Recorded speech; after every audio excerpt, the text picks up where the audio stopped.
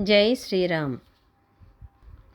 సుగ్రీవుడు తనతో చెప్పిన విషయాన్ని అంగదునితో దధిముఖుడు మధురముగా వివరించాడు. అది విని అంగదుడు వానర వీరులందరినీ చూచి, ఓ పరంతపులారా, మన వృత్తాంతము రామునికి తెలిసినది.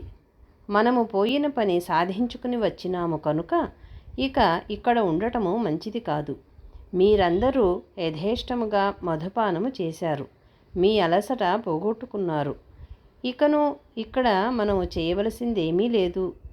మనందరము ఇక సుగ్రీవుని దగ్గరకు పోవలెను. ఓ వీరులారా, మీరందరూ చెప్పినట్లు చేస్తాను. నేను స్వతంత్రుడను కాను, నేను యువరాజును.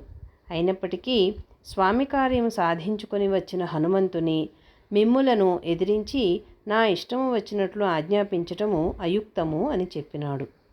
అంగదుడు అంతా వినయముతో చెప్పినందుకు వానర వీరులందరూ సంతోషపడ్డారు.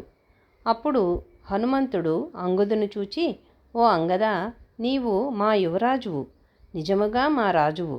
కాబట్టే ఇంత చక్కగా చెప్పగలిగావు. మరొకడయ్యేట్లయితే ఐశ్వర్యబలముచే మమ్ములను ఆజ్ఞాపించి ఉండేవాడు. నీవు చెప్పినట్లుగా చెప్పడము నీకే తగినది.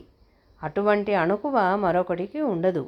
ఈ వినయము భవిష్యత్తులో నీకు శుభాన్నిస్తుంది.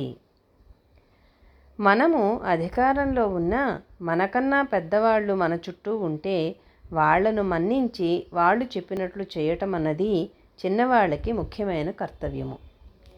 జై శ్రీరామ్.